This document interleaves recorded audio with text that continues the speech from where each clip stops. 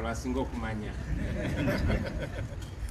basebo ne banyabo tubaniriza olwaleero era nja kwebaza Comrade Joel Ssenyonyi olwa okwanjula kwawadde eri omulamwa gwaffe leero ne bannaffe betusindika mu bantu okukola omulimu guno amatendo. Nga bwe mumanyi obukulembeze bwa People Power bubadde bulina abakulembeze ku mitendera egy'enjawulo, abo abali wabweru bemumanyi n'abo abatambulira underground bemutamanyi. Ku mulundi guno twagala okubanjulira abamu ku bakulembeze betukola nabo era ng'ekitukozesa kino kubanga twagala tubanjule eri abo betukolagana nabo, abawagizi baffe ne bakulembeze bannaffe bannankyukakyuka tusobole okukwataganira awamu. Ebibuuzo bibadde nga byetala kyetupulaninga era kyetukola naddala okulonda kuno nga kusembedde. Tubadde nga tukibagamba era nja kuddamu okikakatiriza nti tugenda mu kalulu kano aka 2021. Tuli mu kweteekateeka tuyingire mu kalulu kano nga tuli ready bulungi nnyo nga bwe kyetaagisa. N'olw'ensonga eyo buno bukiiko bubiri bwe tubanjulira, akakiiko ak'okukunga bannaffe abawagizi n'abakulembeze n'akakiiko akakola ku nsonga z'okulonda, tububanjulira busobole otuyamba ate okukwatagana n'okulungamya emirimu gyaffe tusobole okutuuka ate mu mwezi ogw'okulonda nga tuli beetegefu ddala. Eri baganda bange mwe abalondeddwa olwaleero okugenda okwanaganya gino emirimu, naddala abo abali kakiiko akakola ku nsonga z'ebyokulonda n'akakiiko akakola ku nsonga z'okukunga abannaffe abawagizi n'abakulembeze. Bannaffe ng'omulamwa gwaffe nga People Power bwe gubadde nga nti tuli bakulembeze tetuli bafuzi, tuli baweereza tetuli babosi. Tukimanyi nti muva mu bibiina eby'enjawulo ate muli bakulembeze mu bibiina eby'enjawulo. Ne twebaza Katonda nti nammwe yabasobozesa okiraba nga bwe tukiraba nti olunaku lwaleero Uganda kyeyetaaga kwe kwegatta, wadde tuba mu bibiina oba mawanga oba amadiini oba nkula za njawulo. Tubasuubira okugatta abantu so si okubaawula.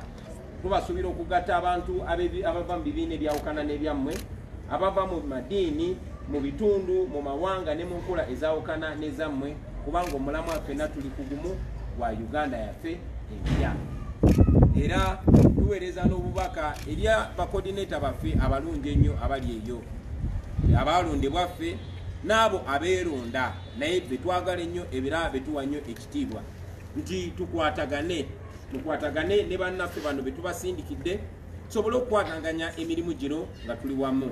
Wano ku Secretariat ebibuuzo bibadde bijja bingi nnyo, ebimu nga bijja ewange direct n'eri bakulembeze bannaffe abalala, naye mu mbeera ey'okwetereza tubakwasa bannaffe nga bwe tubabanjulidde abakola ku kkunga n'abakola ku nsonga z'okulonda, tukwatagane tulungamiziganye tutambuze gino emirimu nga tuli bumu. Tetugenda kutunuulira nti ono ava mu ggwanga ki oba kibiina ki oba nkola ki oba ddiini ki.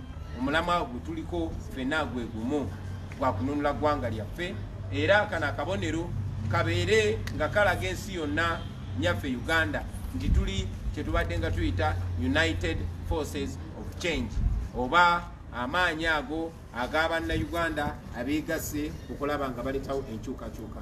Njagala obbeebaza, njagala obbaagaliza omulimu omulungi era bakwase Mukama Katonda. Nga mmaliriza njagala okukakasa Bannayuganda nti kyemubadde mubuuza kati tutandise kiddamu, ffe tuli beeteefuteefu okuyingira akalulu ka 2021. Tuli mu kwongera okugattingana ne bannaffe bwe tufaananya endowooza, bwe tufaanana okuyaayaana okw'okununa eggwanga lyaffe Uganda. Tubasaba nammwe mugende mu maaso okukola bye mukola, tukwatagane, tuliziganye, lazima tutuuke ku kiseera ekyokulonda nga buli kanyomo buli kakyafu tumaze okekubako, nga buli vuunya tumaze oddigolola, nga tugenda kuwa Museveni oludduka lwatalabangako mu bulamu bwe. Baagaliza emirimu emirungi era Mukama abeere nammwe. Mwebale nnyo, mwebalire. People Power, our power. People Power.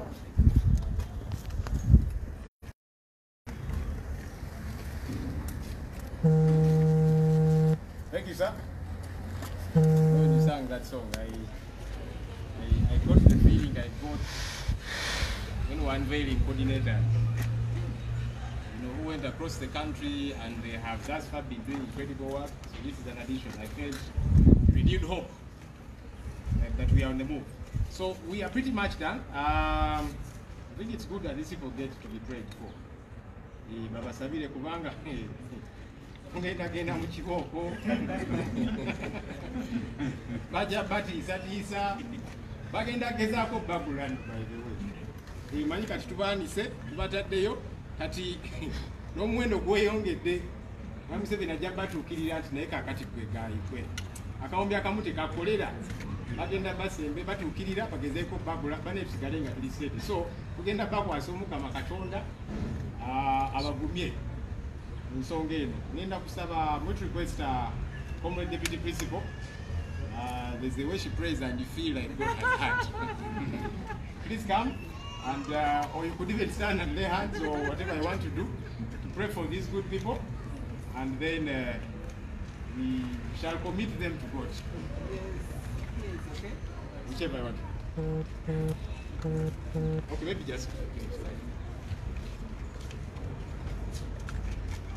People power. Our power. Our power. People power. Oritia.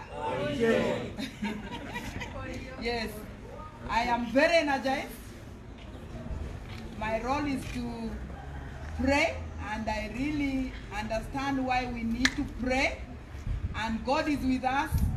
On Sunday, we celebrated the Holy Spirit, the Pentecost Sunday. What a week. We are the political disciples, and today we really receive the Holy Spirit on us. I have full confidence. Thank you so much, Principal. Thank you so much, team. And thank you so much, you who make us to be everywhere. So let us pray. Finally stood up. Yes, please, can you stand up? And we're invoking the Holy Spirit. In the name of the Father, the Son, and the Holy Spirit, amen.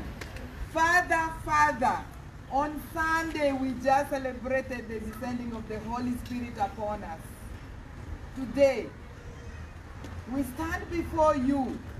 We thank you for these servants whom you have given us, whom you have made to have the courage to go out to the world. A world that will torture them, a world that will make them sometimes even regret. But you are with us.